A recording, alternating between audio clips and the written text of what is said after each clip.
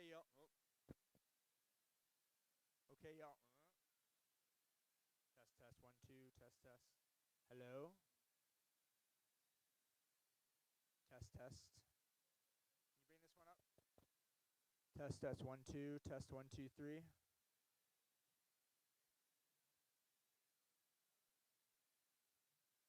Test 1. There we go. Okay, everybody, come on back. All these fun conversations, all this energy, more coffee.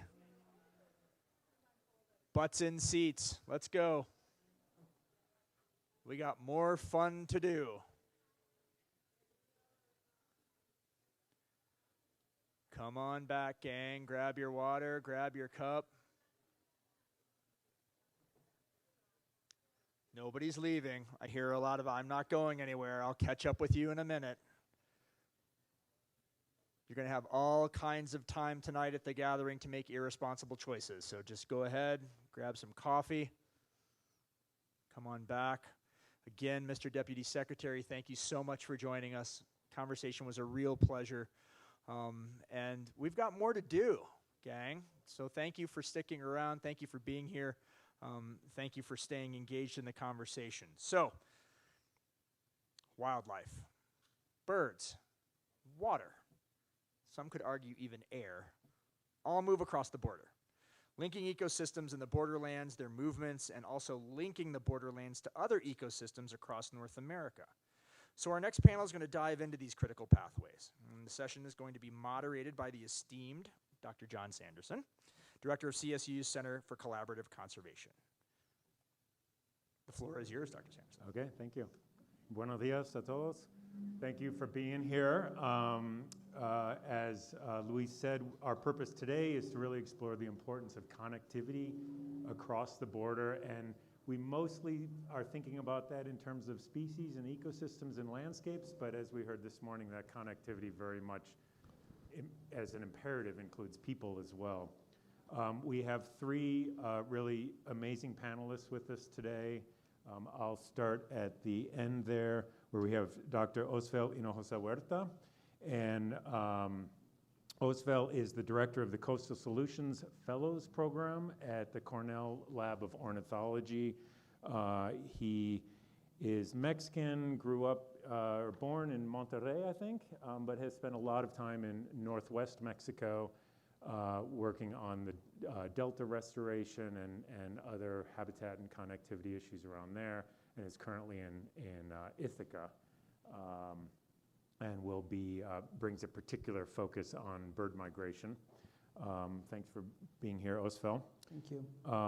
And next to Osvel is Dr. Rurik List, who is at the Universidad Autónoma Metropolitana in Lerma, a bit west of Mexico City, where he is faculty and researcher and does a lot of applied work around the borderlands, around La Frontera, but also from Canada all the way down to Chile, with lots of different projects and a long history of research and applied conservation biology. So thank you for being here, Rurik. And lastly, we have Dr. Luke Cole, who's the Associate Director for Resilient Communities and Watersheds at the Sonoran Institute. And Luke works actually throughout the Colorado River Basin, but is particularly focused on cross-border watersheds and the Santa Cruz River in particular. So bienvenidos a ustedes todos, and let's go ahead and just dive in with Luke. Okay. Y'all can hear me okay? Check, check, check. My voice, hello. Do, re, mi, fa, sol, la, ti, do. Should I just boom? Oh no, it's got to go over Zoom though, right? And I think my mic is the one that is open instead of Luke's. We'll get there. I think it's coming. Here it comes. Okay, we're good. Thank you all. I really greatly appreciate this opportunity to be here to speak with you all about the Santa Cruz River. I'm so far from Tucson relative, and I've heard the Santa Cruz River mentioned 4 times today, which is blowing my mind. I'm really happy that it's in consideration in this particular venue, it's so important, it's so impactful, and I think it really creates a really interesting case study for the work that we're all going to be talking about both up here in this panel and going forward. So I'll just get right into it. Is there a delay on the button? I don't want to skip away too fast. If anybody has like just the clicker, you could click. Oh, did I go too? Sorry. Well, I'll leave it here. I'll go on this one. So, Sonoran Institute, we're a conservation nonprofit. We're based in Tucson, Arizona. We have 3 programs, all of which work throughout the Colorado River Basin. I direct our Santa Cruz River program, the vision of which is a living, flowing river that's the foundation of community health and prosperity. This is a fascinating river. You're seeing the watershed here. It's in southern Arizona. This is the only river that crosses the U.S. Mexico border twice. Its headwaters are in the San Rafael Valley of Arizona. It then flows southward into Mexico, where it bends westward, and then the elevation table tilts downward towards Tucson, where the river then crosses back into the U.S. by Ambos Nogales, and then flows intermittently to and through and then past Tucson. The darker color stretches here that you're seeing are the permanently flowing stretches of the river. They flow entirely, or at least perennially, from effluent, highly treated wastewater. And today I'm going to be talking about this stretch here that's highlighted in red. This is the Nogales reach of the river. It's old, big, huge trees, a lot of farm and rangeland around it, relatively low population center. That stretch of the river flows as a result of binational cooperation. There are about 10 times the people who live in Nogales, Sonora than live in Nogales, Arizona. And there's infrastructure that brings the stormwater and wastewater from Nogales, Sonora into Arizona, where it's treated at a federal wastewater treatment plant that was upgraded to the highest technological capacity in 2009. And that water is released into the Santa Cruz River. About 15 million gallons a day come across the border and is treated at this plant, which then is released into the river. It's about 1-to-1 for every million gallons, we get a mile flow out of that. So this is a 15 or 16 mile long stretch of the Santa Cruz River. And that arrow is pointing towards where the International Wastewater Treatment Plant is. Here on the left, you're seeing the outflows. This is the headwaters of the Santa Cruz River, at least for the Nogales stretch. And it creates this unbelievably lush riparian corridor with galleries of native cottonwoods and willows. There are endangered fish species that are now able to live and thrive in this river. Their habitat is expanding. Their numbers are increasing, and diversity of native fish are all increasing, again, as a result of well thought out and executed binational cooperation. And we were speaking earlier, Governor Jose was talking about the lack of knowledge for the beauty of the land. Well, in partnership with the U.S. EPA and now continuing on our own, we're putting out these annual Living River reports. These are reports that are sent out to municipality leaders, residents, schools, community centers, all throughout southern Arizona and northern Nogales, where we inform people about all of the ecological, recreational, societal, cultural benefits that come from binational cooperation and clean water that come as a result of it. And this is a project that we love doing. This new report for the Nogales Reach is going to be coming out in the next month and a half or so keep your eyes out for that. And if you're interested, please reach out to me. We'd be happy to send one to you. And I just want to sort of give you a little bit of an air of what this stretch of the river is about. And remember, this is an entirely managed, binationally, entirely managed riparian system. You have a major stopover habitat for native and subtropical birds that are using this reliable, warmer source of water because it's being treated. And you have extensive recreational trails, the De Anza Trail, that goes all the way from the border of where the Santa Cruz River crosses all the way through to San Francisco. This follows the Santa Cruz River as far north as it goes and then beyond to where it connects to the Gila River, then over westward to San Francisco. And it just creates something of a major opportunity to take the lessons that we have learned over the course of the last 10 or 15 years of doing hard research, community engagement, education, and outreach to the other stretches of the Borderlands and throughout the Colorado River Basin. And I just sort of want to speak to and acknowledge where we have gotten collectively in the last, let's say, 10 years, certainly many, many, many years too late, but we have real-time language interpretation at this conference. Sonoran Institute, through our Living River reports, have at last started putting out our reports about the Santa Cruz River in English and in Spanish. Again, we need to expand the knowledge to as many people as we can. And in southern Arizona and along the borderlands, we have large populations of Spanish-speaking neighbors, and we must do everything we can to ensure that everybody is getting this same information in the same way. And I would just encourage everybody to research, devote resources to, and do whatever you can to expand these reports. And I just want to take one quick moment while I'm talking about this Living River report to acknowledge a very tragic loss of a huge player in the Santa Cruz River area. Tom Meixner is a professor at the University of Arizona. He was on our original technical committee in putting together our Living River reports, and senseless gun violence on the University of Arizona campus yesterday cost his life. So for folks who knew Tom, let's celebrate and remember him, and remember that there are a lot of us in this community, but we can't stand to lose anybody. So rally together. Let's make sure that the work that we're doing in this workshop really changes things, really stands for something, because we're all in this together, and there's so much potential ahead of us.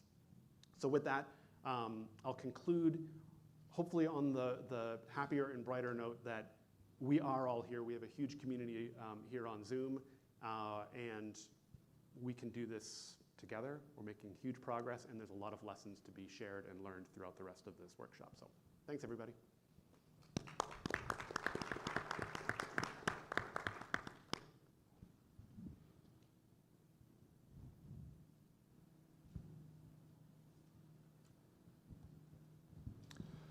Hello, good morning. Thank you all for being here, and thank you to the Salazar Center people for the invitation to be in the symposium. I'm going to explain the concept of connectivity and how it relates to the border wall and the region's biodiversity, starting with this picture. I am standing in the first gap in the wall that divides the United States and Mexico, east of San Luis Rio Colorado in Sonora. This wall is 16 miles long continuously and is 15 feet high. It's impassable to any land mammal.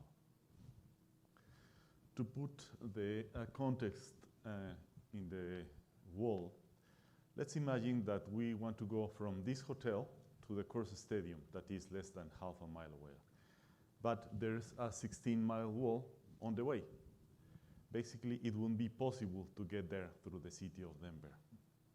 For most species, this wall goes beyond the end of their world. So it's a big problem. But what is landscape connectivity?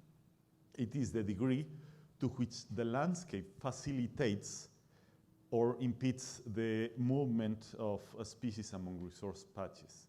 It allows individuals to shape their home range to fulfill their needs. It drives the metapopulation dynamics and influences ecosystem services. It is affected by habitat loss and climate change, and ultimately, it affects the evolution of species and ecosystems.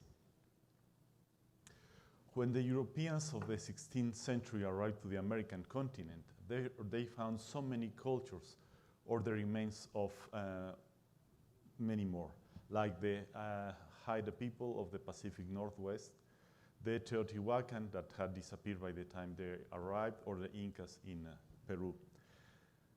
These cultures were the results of the migration of the first humans some 20,000 years ago across the continent. This was landscape connectivity at large. At the end of the last glacial age, the ice had pushed the ecosystems further south to where they are found today. And this large-scale landscape connectivity allowed the megafauna to move south, and there were Columbian bison mammoths in central Mexico.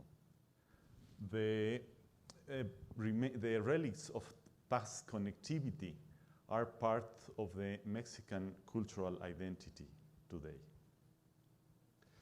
When the Earth warmed up, the ecosystems moved through the landscape to their current location. And for over 10,000 years, the bison moved north and south from the current border, following the growth of the grass. For the people of Paquimé, the bison was one of the main sources of protein. And talking about connectivity, they traded scarlet macaws from the tropical south as far north as the Gila Cliffs dwellings in New Mexico. During the first part of the 20th century, wolves and grizzly bears still moved in the mountains of the Sierra Madre Occidental and the Sky Islands of the southwest. And the present border, which was defined by people alien to the border, has been in place for about 150 years, most of this time demarcated by obelisks and barbed wire, and only some cities had actual wall. But not anymore.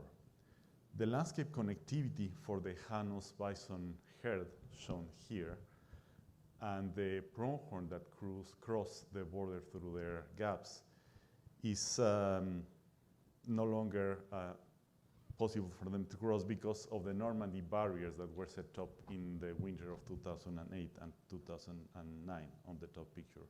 Below is how this border looks like today.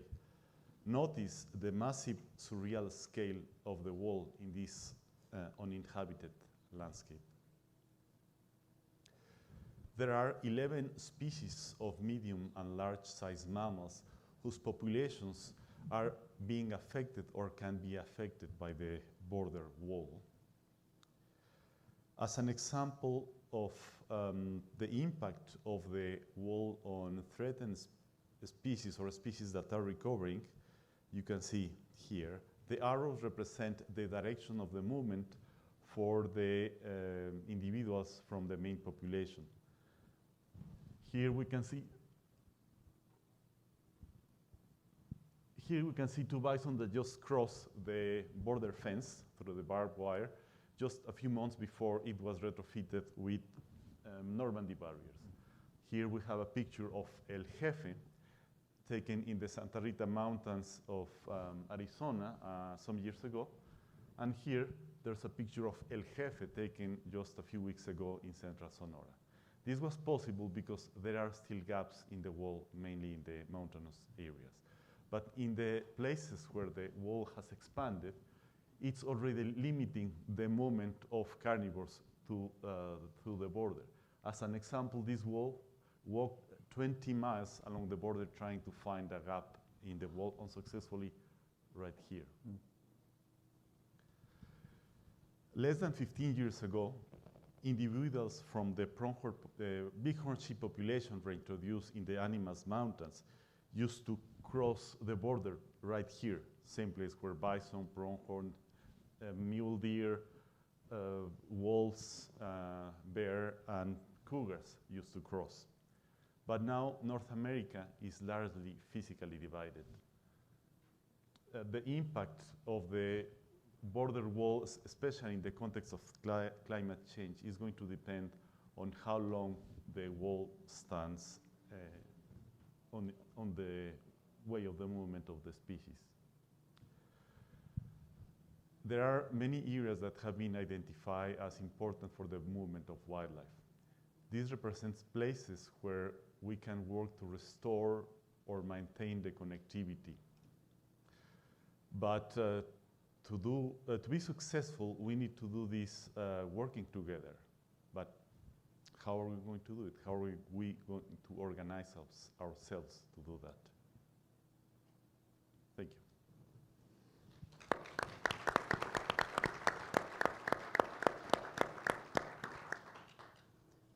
Good morning. Thank you very much for the organizers for the invitation, and it's an honor to chair this panel.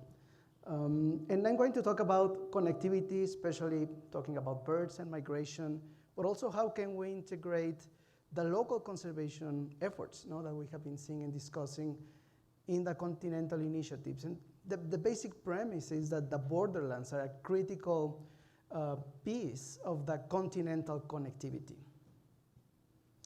And so we have been, I see the presentation here, but not in the screen.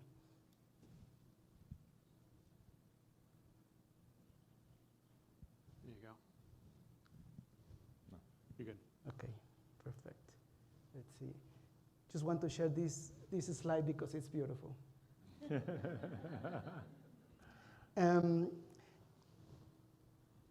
And we're going to be talking about the connectivity along the borderlands, but also how it connects the ecosystems to the further north and further south. And in particular with migratory birds, they represent millions and millions of tons in terms of movement, in terms of energy, in terms of individuals that move across the border and across the continent. And here we're going to see this pattern of migration of the western sandpiper. Is the most common shorebird, or one of the most common shorebirds in North America.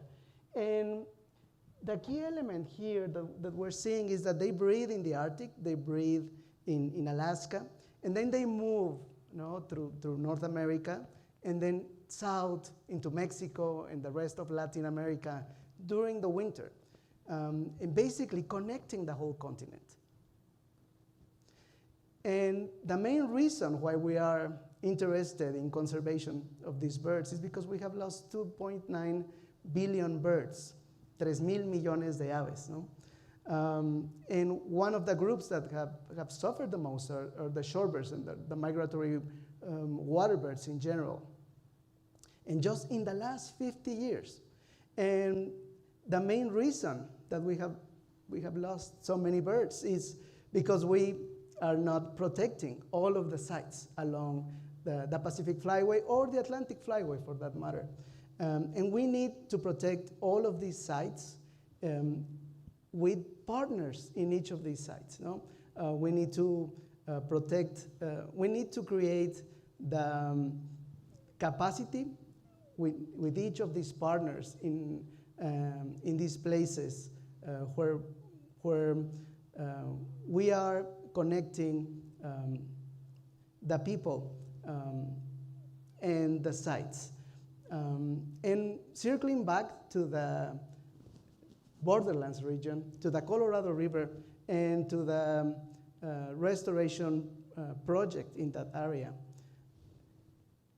You know the story very well that the river ends in the border region, no?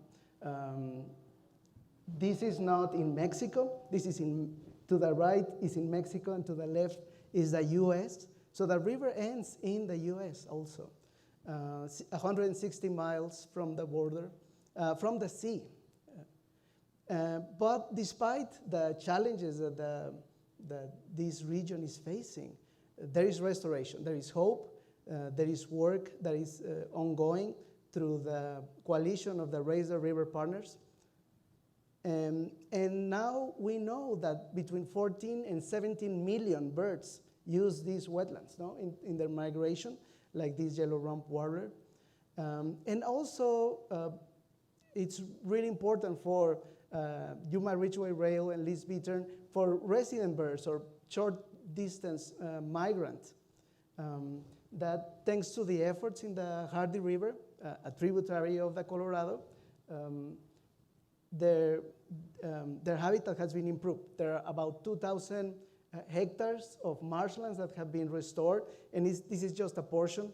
And we have seen an amazing response of the birds in this region, no? From basically 0 up to 300 and 400 pairs nesting in this area. And also, thinking again about connectivity, we now know that between 36 and 63% of the population now spends the winter in southern Sonora and in Sinaloa in Mexico. So we want to protect the birds that breed in the lower Colorado and in the Delta. We need to protect the sites that are in Sonora and in Sinaloa as well. And that's the key element of connectivity, no? That we're really protecting the network of sites through local partners and through collaboration, through capacity building. And I included this slide to remind me about the connectivity that we have with the landscape, no? So we were thinking about the movements of wildlife across the border, but also I think it's really important that we think about the connectivity of the landscape. Thank you.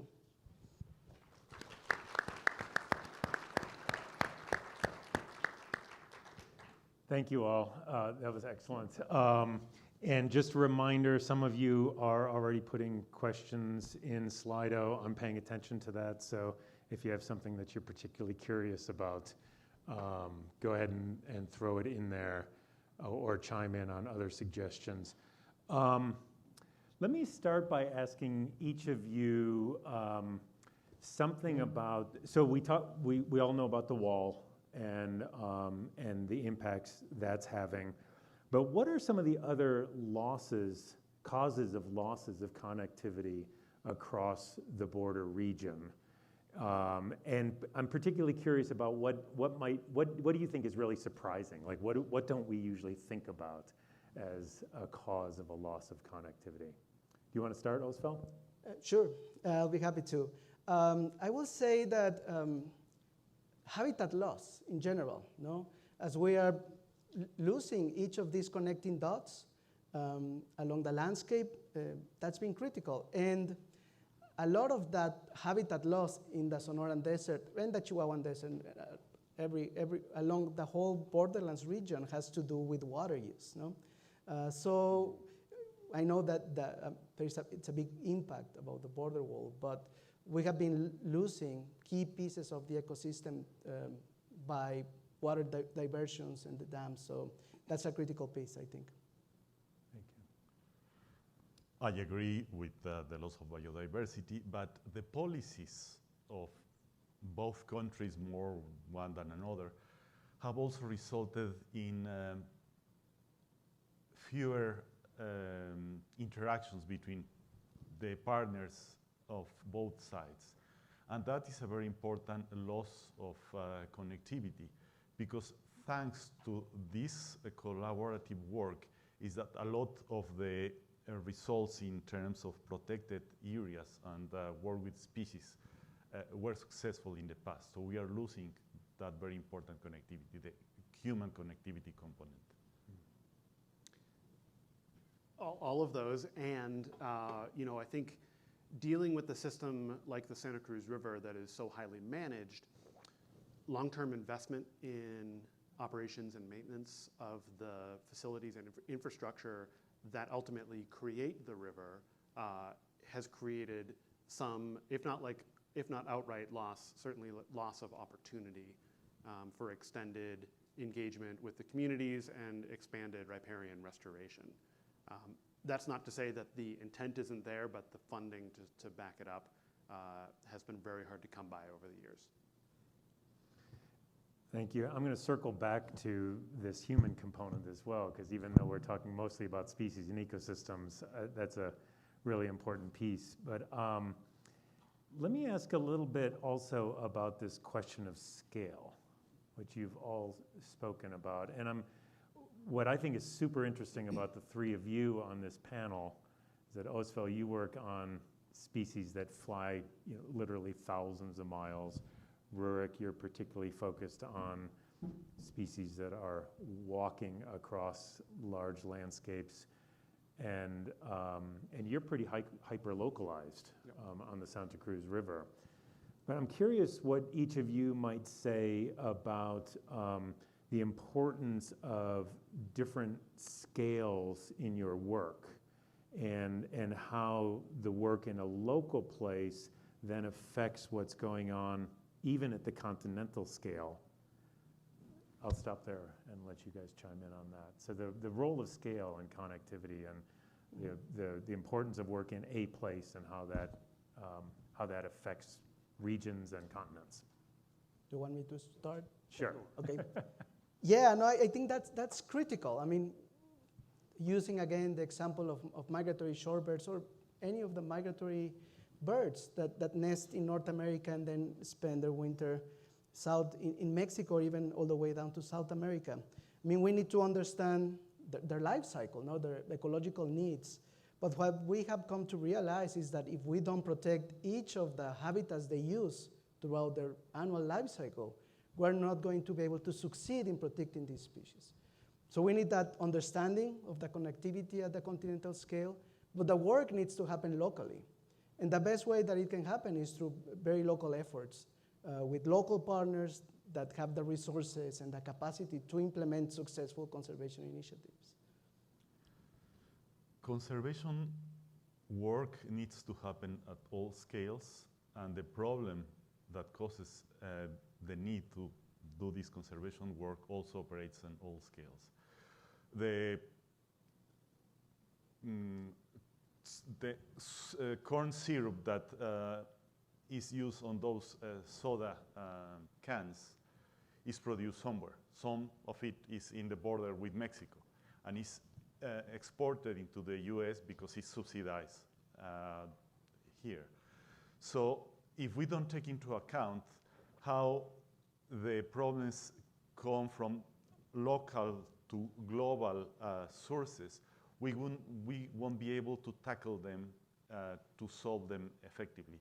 And we also need to work locally to understand very well how, in that particular location, the problem is manifesting itself, so we can find the necessary tools to try to repair the damages.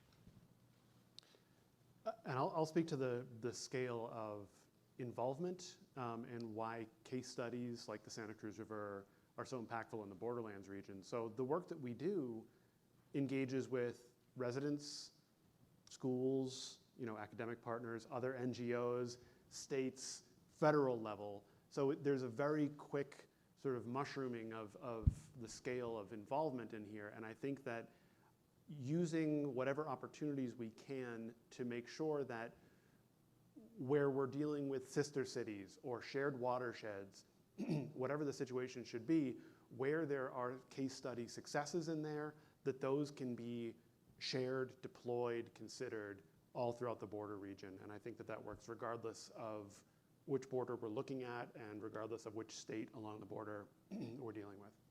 And Luke, I like your use of the word case studies, and one of the questions we've received is, to what extent is your specific work on the Santa Cruz River, either the hydrological, ecological, social, to what extent is that transferable to other water bodies that cross the border? I think it's immediately transferable. Particularly, it depends on where you're going to look at the engagement around this. So the work that is created, the work that's created the Santa Cruz River was good binational federal engagement. And there are examples of that all along the border. We have, minute 319, minute 323 that are allowing for some significant restoration efforts and releases of water into the Colorado River Delta, where there's extreme cooperation and major case studies of successes that happen as a result of binational cooperation. So I don't want to veer too far off of, I think, what you're asking, but it's all quite transferable. How you engage with your community is transferable. How you engage with municipal partners is quite transferable. And I think that we have a case study probably in every participant here that can speak to some level of engagement, personal, professional, representational, where the lessons learned from that could certainly be considered in creating some significant cross-border collaboration really anywhere else. Thank you. Rurik, can I take you please back to an ecological dimension of connectivity that I'm particularly interested in? I'm wondering if you could speak just a minute to ecosystem level effects that are caused by either the presence or the absence of some of the larger species that you work on. So I saw beaver on your slide. I know you've worked on Mexican wolf. And so to what extent does the connectivity for an individual species that's moving across really large areas, to what extent does that permeate into other dimensions of the ecosystems that we're working on? There are species that are considered keystone because they have effects on the ecosystems that are disproportionate to their numbers. And we started to lose keystone species, the wolf, the grizzly bear, over 50 years ago. So the ecosystems have been already transformed by the loss of these. The bison, even before that, the bison is another very important keystone species. So the ecosystems that we are looking at now are different to what they were before, independently of the human influence. Just the fact that we have lost those species are showing systems that work in a different way, not as well as when they had these species, bison, wolf, grizzly bear, fewer cougars, fewer bears, etc. Thank you. Osvel, you've mentioned quite a bit the importance of protected areas and protecting those specific locations. There's quite a bit of interest here in also the role of private lands, which I know you work on at a number of different scales, and any one of you could chime in on this as well. But can you speak to us for a minute or two about just the importance of private lands, and also in your emphasis on collaboration and community level work, give us how do you even do that? How do you work with private landowners? Yeah. Time and patience, that's critical. And the willingness, it's like from the academic or NGO perspective, empathy and willingness to work and understand the needs of the local communities, the local landowners. And I think that it's also really important to understand that there are many tools for conservation, not only federally protected areas or private lands acquisitions, but there is a number, and we need to use all of them. For me, it's really important to think as in conservation in layers. Maybe you have already like a natural protected area in Mexico, but if on top of that you can create like a conservation easement or a private land, then you guarantee that the place is going to be successfully protected in the long run. And in some places, the best tool might not be a natural protected area. In Mexico, an instrument established by CONAMP, but maybe a local, a municipal reserve or a municipal natural protected area, or a public policy that accomplish what we need. The community might be more interested, or the stakeholders might be more interested in an instrument like that. And for me, that is the important part, to understand all of the mechanisms, understand what the local community and the landowners are need, no, and want for the place that they live. For the American people that are not familiar on how conservation works in Mexico, there is basically no government land in Mexico. So all protected areas belong to someone, either private individuals or ejidos or communities. So it is necessary to work with private owners in order to advance conservation. You can do that with ejidos, and it's being done in ejidos, but it is usually easier to work with one individual, one owner, than 40 different ejidatarios that require more work. It's necessary, it can be done, but it's just faster and quicker to work with private people. Just to add quickly that as well as this applies to land, it can be applied and should be applied to water too. It's a whole different conversation, and I think Carlos de la Parra and Jennifer Pitt and Roberto Salmon are going to talk about this tomorrow. And combined with policy, policy on all different scales and levels, not only protected areas policy, but water policies and development policies. In the stretch of the Santa Cruz River that I was talking about, the landowners own that stretch of the river, and that changes county by county. So when we do annual fish surveys, macroinvertebrate surveys, things like that, we need to engage with the landowners. Some are outright disinterested and don't respond. Some are really excited about it, but we make sure that everybody is informed of the outcomes of that research. And that has really proved very meaningful for us in terms of engagement and then scientific outputs from that. Additionally, there are, I apologize for who mentioned it earlier, but a lot of these ranchers and farmers, they're dealing with really limited resources. They're conservation-minded, regardless of political alignment, and there are a lot of resources, wildlife refuges through Fish and Wildlife Service, conservation easements, and other partnerships, conservation alliances that exist.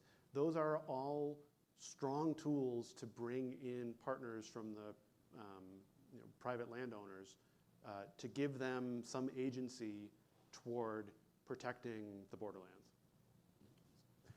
Rurik, you mentioned the difference, a fundamental difference in land ownership in Mexico. There's also another specific question we got, which is, how do we get the Mexican government to provide more funding? What are a couple of those key funding sources, and what suggestions might you have for encouraging more engagement across social sectors in Mexico in particular? Well, if someone knows how to get more money from the federal government, please let me know, because it has been successive administrations have been reducing the resources towards conservation. This latest one has reduced it more than the one before, than the one before, than the one before. So I don't really know. Well, perhaps yes. We need to change the attitude of people. There needs to be pressure from the public, from the citizens, towards increasing the funding for conservation. And earlier it was mentioned by Bernard that information was necessary. I don't think information is really the issue. Recently I was at a meeting of the Ecological Society of Mexico, and they had disposable water bottles. There is no better group better informed about the impact of disposable plastics and microplastics on the environment than the ecologists, but they were still using water bottles. They had the knowledge. We need the change of attitudes, and that requires different tools that we environmentalists are not using as much as, especially in Mexico, as the private industry is using. So we need to work on that so the people are convinced and votes for those representatives that are convinced or are pushing for agendas that include the environment, which at the moment is not really happening. And I can add just quickly into that, I agree completely. And just the role that citizens and in academia and NGOs can play and should play. I mean, there is always, every 6 years, there is a transition in federal government, and especially if there is a change in party, everything is back to zero and starting up. And so there is a role to be played there to facilitate those transitions and making sure that these processes that are long-term continue, and it's almost like a critical stage and a role to play, like, okay, things are changing, new administration, new people in key places, okay, let's go with them, have a conversation, let them know, what's happening, what has been done, and work with them. That's great. And to kind of put an underline on something that Deputy Secretary Boudreau said, he's watching to see what communities and collaborations are doing on the ground and seeing where they can support that. So I think that you're really emphasizing that point. Very specific question, maybe this is for you, Luke. What's the role of urban areas in all of this? Yeah, I mean, the role of urban areas, if we're looking, so the Santa Cruz River, as I showed on the map earlier, there's Ambos Nogales, and then there's the city of Tucson. Both very highly urbanized systems. Professor Coronado earlier spoke about the noted flooding in Ambos Nogales. That's a significant problem and a significant opportunity, because this is where we have major opportunity and research that's been done by ASU and other organizations on installing green infrastructure, making greenways that exist despite the border wall to remove some of the major flooding concerns that are there. Additionally, in Tucson, well, actually before I jump, but for both of them, again, we're harnessing the wastewater from both of these major metropolitan areas and treating them to create a wildlife space. So right away, that's a really important way that urban areas provide resilience against climate change and provide resilience regardless of administration, because that wastewater needs to be treated. It needs to go somewhere. And where there are communities that use one of these one water portfolios, where stormwater, wastewater, rainwater, groundwater are all being considered as one, there's a huge, it sort of pulls out the chalks in terms of what you're going to do with that wastewater and where it can be used for environmental and societal benefit. That's a major point where urban areas can come together and make a difference along the border. Fantastic.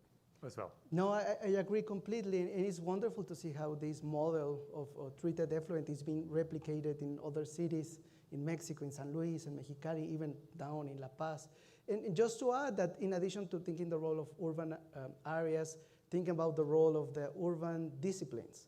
A lot of the solutions are going to come from the engineers, the hydrologists, the landscape architects, the planners, and we need to see more people from those disciplines in these sort of meetings, because they are planning what our landscapes are going to look in our cities, and we need to influence that more and also learn from them. How can we do conservation better? Fantastic. I wanted to mention, for any of you who are not watching Slido, to the question of private lands, Katie just reminded us that the Salazar Center did a webinar just earlier this week. And if you look in Slido, you can see the link to the YouTube channel on that. So if you want to hear more about private lands, the role of private lands in conservation.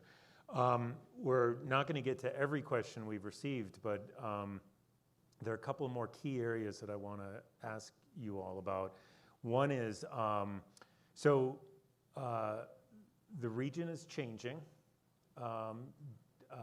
Human populations, animal populations, and especially climate, drought, water availability, and so forth. And I wonder if you can speak, each of you, to what you view as keys to long-term resilience in this area as it relates to connectivity. And I'd particularly, you've all mentioned a few successes along the way, but when you describe keys to long-term resilience, if you have a specific success that you want to share that we can potentially build upon, I think that would be really useful. Luke, you want to start us? Oh, yeah, I'm just sort of taking in the question. Okay. So we're looking at keys to resilience and successes therein. Correct. Okay.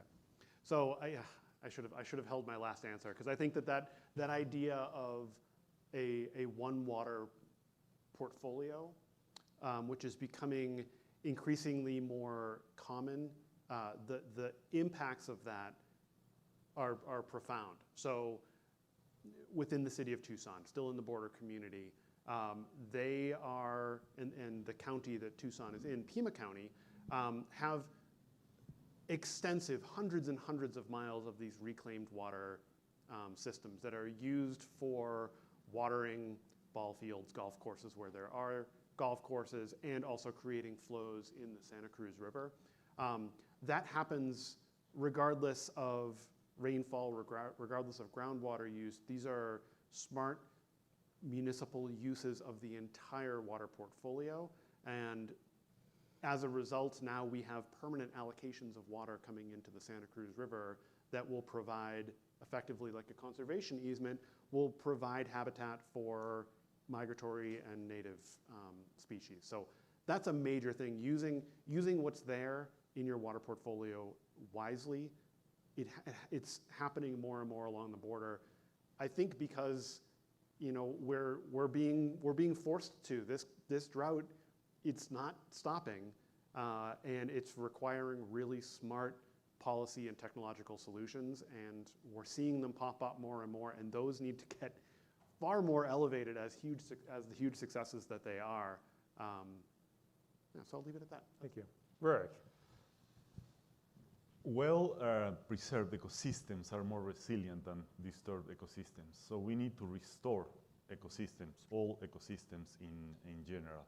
And part of the restoration includes the restoration of connectivity. So the wall is something that needs to change because that doesn't add up to resilience of the ecosystems or of the border region, which, by the way, the Chihuahuan Desert, the models predict that is going to be one of the regions of North America that is going to have a highest turnover of species. Species are going to change more here because of climate change than in other places. So it is more relevant to work on restoration in the Chihuahuan Desert to build up this resilience that will be necessary. It's already necessary. The weather has changed. It's not going to happen. It's already changing, and it's not going to improve. So we need to act quickly. Yeah, no, I agree with all of those comments, and I will add that science-based planning, for example, what has been done in the Colorado River and understanding the projections and what are we expecting in terms with climate change and what are we experiencing. I haven't seen that level of detail in other watersheds, especially in Mexico. So that science-based for decision-making, I think it's critical. And then governance, good governance through participation and transparency, and not only at the government level, but involving multiple sectors. I think it was mentioned before, the role of the private sector. I think it's going to be really important in this part of decision-making for resiliency. And then just finally, incorporate the needs for nature, the needs of ecosystem, thinking about water, for example, but also in the coastal areas, when we talk about the sandwich, with sea level rise and more flooding in some areas, how is that going to affect our ecosystems? Can I throw in one other? Sure. So I think it's also essential to recognize our tribal partners and the techniques around water and land use that have been demonstrated for time immemorial. As an example of this, on the Tohono O'odham Nation, just south of Tucson, everything I've spoken about so far has been from effluent that has been treated and gone into the Santa Cruz River. Well, the San Javier district of the Tohono O'odham Nation has taken some of their Bureau of Reclamation allocated water and have done arroyo restoration for some of the major washouts that have happened up in the floodplain to restore the floodplain with some of this raw water coming from the Colorado. This smart stewardship of water has, as a result, restored the intended area, but has also brought the groundwater level up such that there's about a mile of river flow downstream of the floodplain that has come from this, culturally important, wise use of water. So there's so much to be learned from our tribal partners. There are, of course, going to be technological advances that we're going to be pushing, and spending billions on upgrades, but we should absolutely never lose sight of the fact that there are blueprints in front of us for wise stewardship of water that must be incorporated into what we do going forward. Great. So we have just a few minutes left, I think, if I'm reading Shoshana correctly here. I want to maybe wrap us up with some human dimensions of this work that we're doing. And so we've talked quite a lot about the wall and all the people and ecosystem problems that is causing. But there's a lot more. Rurik, when you and I were chatting last night, you were talking about a number of things that have eroded basic security, the way that people feel and are legally and socially able to move across the border and work together.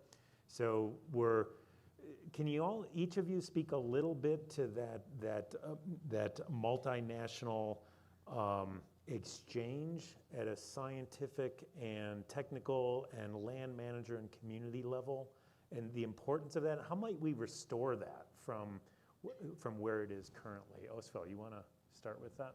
Sure. Well, first of all, I think that's critical. It's essential that we restore that human connectivity across the border, and in terms of the U.S. and Mexico relationship. Rurik mentioned it a little bit earlier, and I think when we were planning this panel, we talked about how in the 90s, there were a number of memorandum of understanding between high-level agencies in the U.S. and Mexico, and that has declined in the past. And there are great examples. The minutes under IBWC and CILA are amazing examples of that cooperation, but in other levels of agencies, things have sort of declined because the relationship between the two countries have been very tense. So I think that's essential, that it happens at the very high levels, Washington, D.C. and Mexico City, but then also at the local levels, at the state level, and then at the very municipal level, and in the region of Mexicali, in Calexico, and San Luis, Rio Colorado, San Luis, Arizona, and with Yuma, etc. So I think, that's a critical link. 20 years ago, in the 90s, and probably even in the early 2000s, there was a lot of cooperation between, I will talk from my experience. We were working together with the Malpai Borderlands people. We had interaction with the Department of the Interior through the U.S. Fish and Wildlife Service people from different U.S. agencies. They would cross into Mexico and help us with projects there. We work on research with our fellow scientists in the U.S. side, and we would cross back and forth, exchanging ideas, knowledge, having social events with people on both sides. But then the policies in both countries made it more difficult for us to interact, and with that there was a very big loss on knowledge and collaboration that slowed down the work, I would say, in both countries. So we need to work to increase this cooperation that was so productive and at one time. I'm not sure how, but it showed that it was productive, and we need productive now, not non-productive. Rurik, let me challenge you a little bit on that statement about you don't know how, but tell me one thing you're doing personally or individually to increase that connectivity. Well, participating in events like this, writing to colleagues to know what is going on. But the thing is that we really have not seen any change in the policies, High level. despite the work of NGOs, academia. That's why I say I don't know how. I'm doing my part, but it's a very small big, and it seems that all the small bigs are not being enough to change the policies of both countries. Yeah, so what else we need to do? I don't know. Thank you. Luke, you want to close us out? Please, sure. So one thing I think that will either make or break really any project, cross-border or regardless of where it is,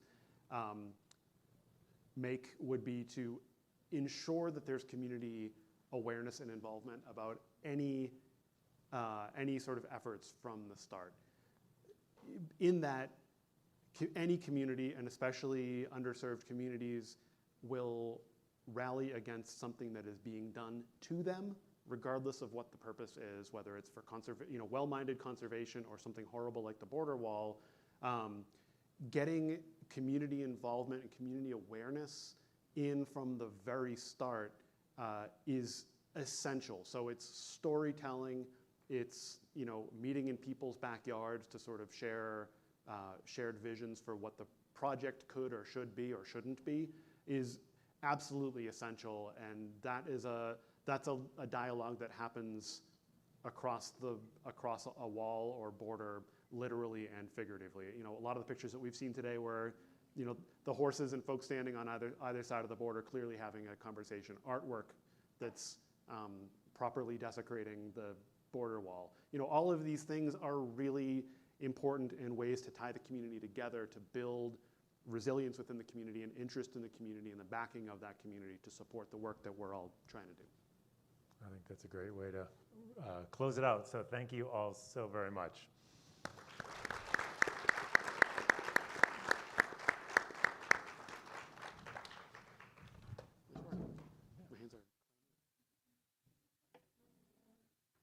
Thank you so much. Oh, there you go. Thank you so much, Dr. Sanderson. Thank you, panelists. That was really informative and insightful.